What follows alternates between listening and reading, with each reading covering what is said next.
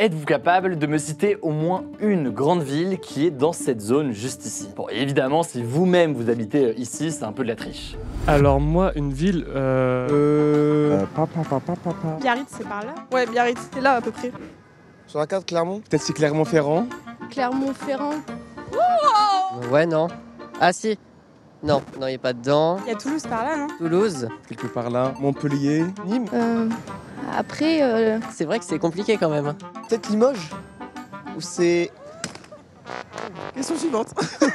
Nombreuses sont les personnes à ne pas savoir forcément ce qu'il y a dans cette zone, et pour cause, on la surnomme parfois la diagonale du vide. Bon, c'est pas totalement vide là-bas, d'ailleurs le terme est plus trop utilisé aujourd'hui. Il y a simplement beaucoup moins d'habitants qu'ailleurs. On appelle ça tout simplement un lieu à faible densité, et on considère que c'est le cas quand il y a moins de 30 habitants au kilomètre carré. Pour vous donner un ordre d'idée, la moyenne en France, c'est de 105 habitants par kilomètre carré. Donc là, on est beaucoup moins. Et d'ailleurs, il y a d'autres zones en France qui sont très peu peuplées. Elles s'affichent ici, ici et juste là. Et oui, je sais effectivement, je pense que je peux tenter une reconversion et devenir présentateur météo. Dans les zones que vous voyez ici, on compte seulement 6,5% de la population française métropolitaine. Pourtant, eh bien, ces espaces représentent 42% du territoire national. Mais alors, pourquoi la diagonale du vide, comme elle a été appelée pendant longtemps, est aussi vide encore aujourd'hui? Eh bien, c'est un sujet passionnant et on va le voir ensemble aujourd'hui.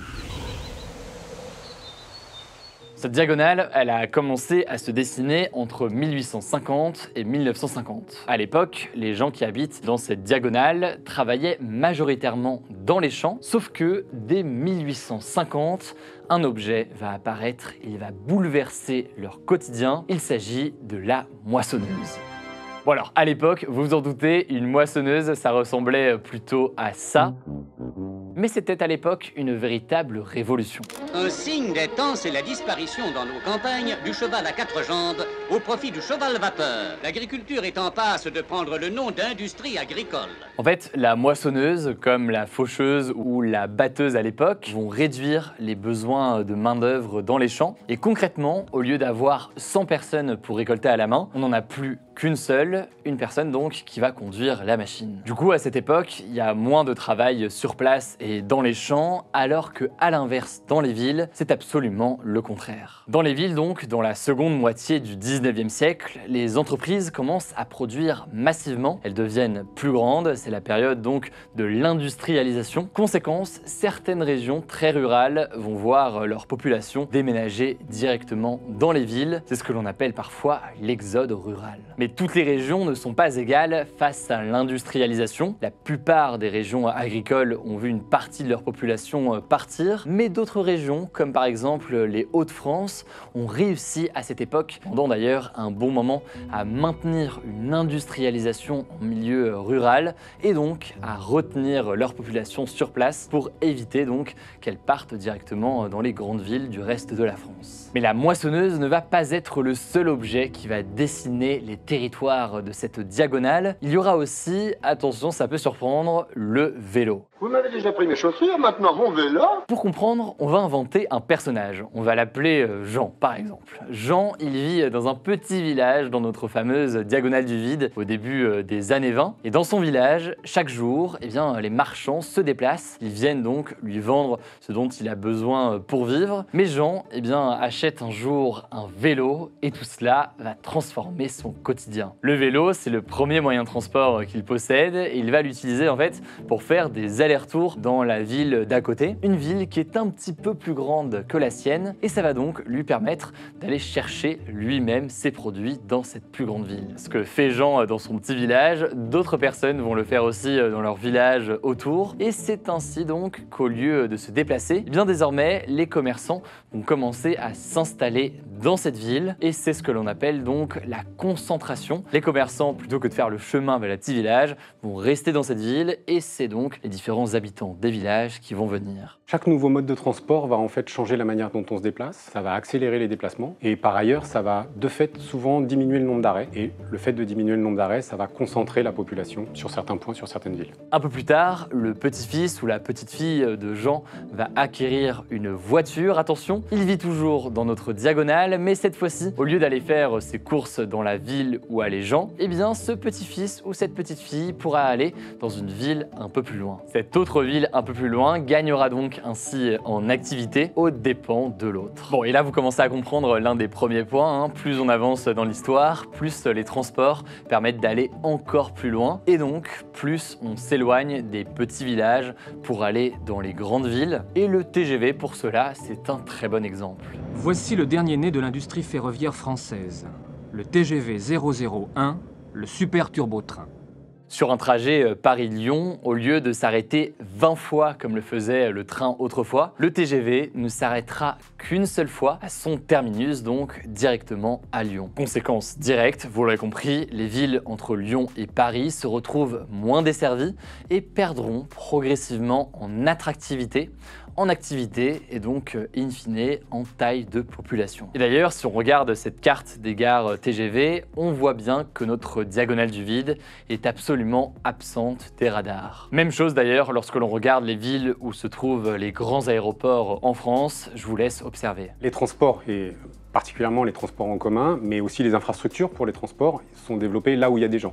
En fait, on essaye de desservir la population. Donc évidemment, on va d'abord aller là où il y a plus de population et de fait, là où il y en a moins, il y a moins de transport. Il y a donc, via tous ces phénomènes-là, des villes qui attirent et des villes et des villages, au contraire, qui ont tendance à se vider. Si vous habitez dans un village de 1500 habitants, vous êtes sûrement obligé d'aller dans la ville d'à côté pour aller voir un médecin, voire la ville d'encore plus loin pour aller à l'hôpital. Et le meilleur exemple pour ça, ce sont les maternités. Les maternités sont emblématiques de ce point de vue-là sur les campagnes. En gros, on considère que pour avoir une maternité qui tourne, il faut 1000 naissances. Pour des questions de sécurité, d'entraînement du personnel, de dispositifs médicaux sanitaires. Et de fait, dans les campagnes aujourd'hui, si vous n'avez pas ces 1000 naissances, on ne va pas ouvrir de maternité, voire on va en fermer. Moins il y a de maternité, moins les jeunes couples vont s'installer, donc moins on aura de jeunes populations, plus la population ne va pas croître. C'est donc un cercle vicieux, plus la population s'en va, moins il y a de transports qui s'y arrêtent, moins il y a de commerces, de médecins, d'hôpitaux ou encore d'écoles, moins les gens ont envie de s'y installer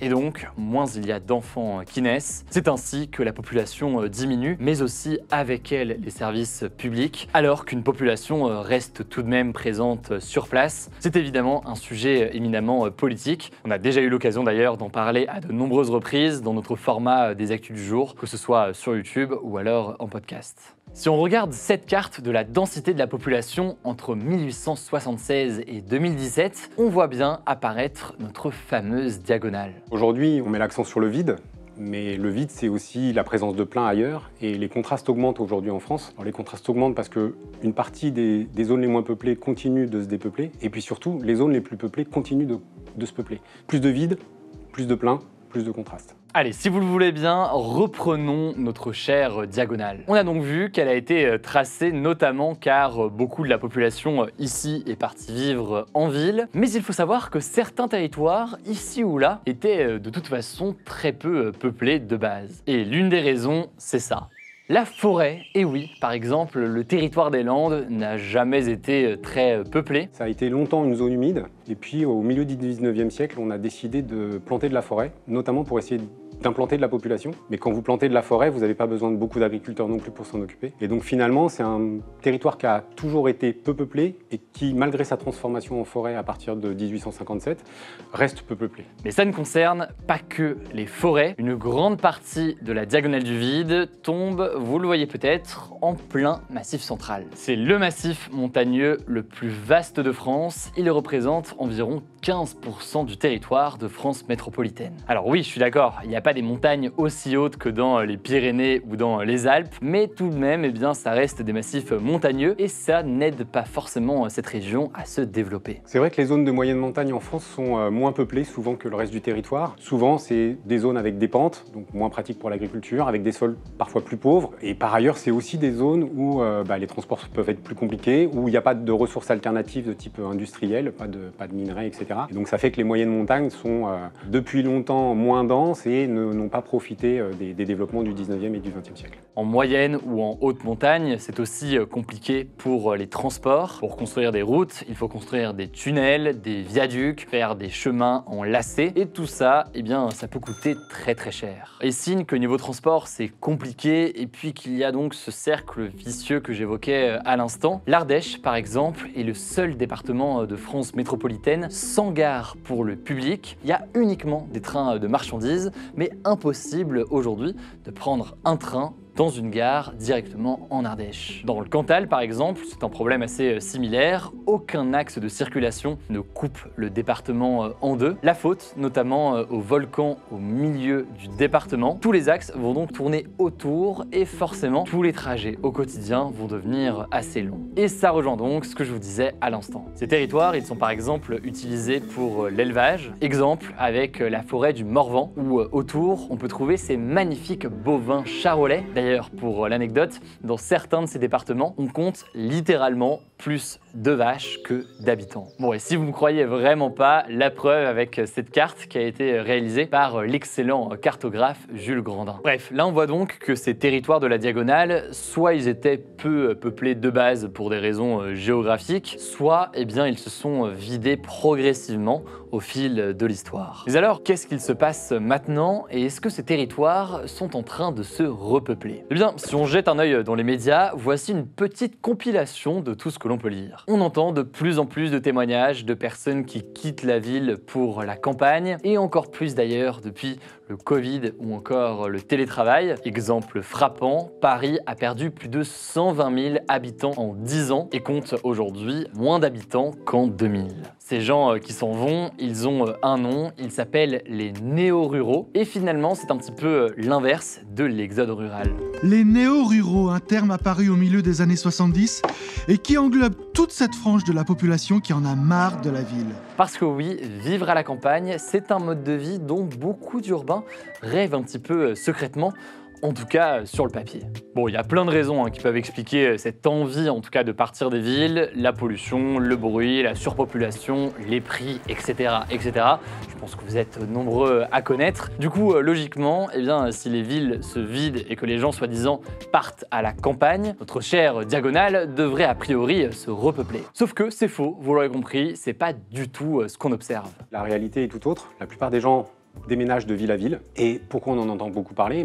Je pense que d'abord ça fait rêver. Et puis finalement, c'est le phénomène un peu exceptionnel. Quand vos amis déménagent en ville, ils déménagent en ville, donc ils déménagent. Et quand quelqu'un part de la ville pour aller à la campagne, c'est un événement exceptionnel, donc on a tendance à se focaliser dessus. En fait, quand on regarde un peu plus dans le détail, cette diagonale, elle ne gagne pas en population. Mais alors, où vont les gens qui quittent les grandes villes? Eh bien, ils vont finalement juste à côté en général. C'est ce que l'on appelle l'étalement urbain. C'est le développement de peuplement, donc l'installation de population autour des villes. Et donc, c'est finalement l'extension de la ville dans l'espace. Selon l'INSEE, les communes peu peuplées situées à côté des grandes villes sont celles qui connaissent la plus forte croissance de la population. Par exemple, à Issy-les-Moulineaux dans les Hauts-de-Seine, une ville vraiment collée à Paris, si bien que certains considèrent que c'est une forme de prolongement de Paris, le nombre d'habitants a augmenté de 31% entre 1999 et 2015. Et on observe la même chose dans toutes les grandes villes de France. On peut penser à Villeurbanne, située à côté de Lyon, avec ses 20% d'augmentation de la population entre 1999 et 2015, ou encore à Martigues, à côté de Marseille, avec une augmentation de 13%, sachant que pour des villes comme celle-ci, ça peut être à la fois des personnes qui n'étaient pas dans la région et qui viennent s'installer directement dans cette ville, ou alors certaines personnes qui étaient au cœur de la ville et qui, pour avoir un peu plus de place, décident donc d'aller en banlieue. Bon, mais vous l'aurez compris, hein, quand on parle de Martigues, d'Issy-les-Moulineaux ou alors de Villeurbanne, ce n'étaient pas des zones à faible densité de base. Et à l'inverse, dans la Creuse par exemple, eh bien, on a moins d'habitants aujourd'hui qu'il y a un siècle. Il n'y a pas de repeuplement actuellement dans les zones à faible densité. Les Français continuent de déménager et il n'y a pas eu de gros changements après le Covid. Et les déménagements, c'est d'abord de ville à ville, de métropole à métropole, éventuellement dans le périurbain, donc autour des villes, et dans les campagnes littorales. Cela dit, c'est à nuancer. Il y a effectivement des gens qui partent vivre à la campagne dans des zones à faible densité, sauf que ces gens, ce sont eux. Et oui, des retraités. Alors c'est déjà pas mal, hein, ça permet d'avoir de nouveaux clients pour les commerces, une nouvelle dynamique éventuellement dans ces villages ou alors ces petites villes. Mais à moins que ce soit Robert De Niro ou Al Pacino, eh bien ces personnes ne feront plus d'enfants et donc n'aideront pas à repeupler cet endroit. Par ailleurs, des retraités sont plutôt sur la fin de leur vie, donc les installations de retraités, ça va être 20, 30 ans. Et de fait, ça ne suffit pas à relancer des dynamiques démographiques. Alors attention, il y a quelques territoires quand même qui se sont repeuplés. C'est le cas par exemple des campagnes ou des petites villes qui peuvent être près des littoraux. C'est le cas en Bretagne, c'est le cas en Vendée, mais aussi tout autour de la Méditerranée. C'est devenu donc des destinations qui plaisent beaucoup, des destinations évidemment très touristiques, mais là aussi ça reste assez variable selon les régions. Et d'ailleurs, très bon exemple pour comprendre tout ça, on va prendre l'exemple du Var. Sur cette carte, on voit que le département est véritablement coupé en deux par l'autoroute. En bas, la population est très dense, mais en haut, il y a très peu d'habitants qui sont présents. Bref, aujourd'hui, on ne peut pas parler de repeuplement. Il suffit de voir cette carte de l'INSEE datant de 2019. On voit que cette fameuse diagonale est encore là. Alors, cette diagonale est-elle condamnée à être si peu peuplée par rapport au reste de la France? Très dur de prévoir l'avenir, mais on peut imaginer quelques scénarios qui pourraient pousser éventuellement les personnes à retourner dans ces campagnes isolées d'ici 20 à 30 ans. La première chose qui pourrait aider, c'est les questions liées à l'innovation.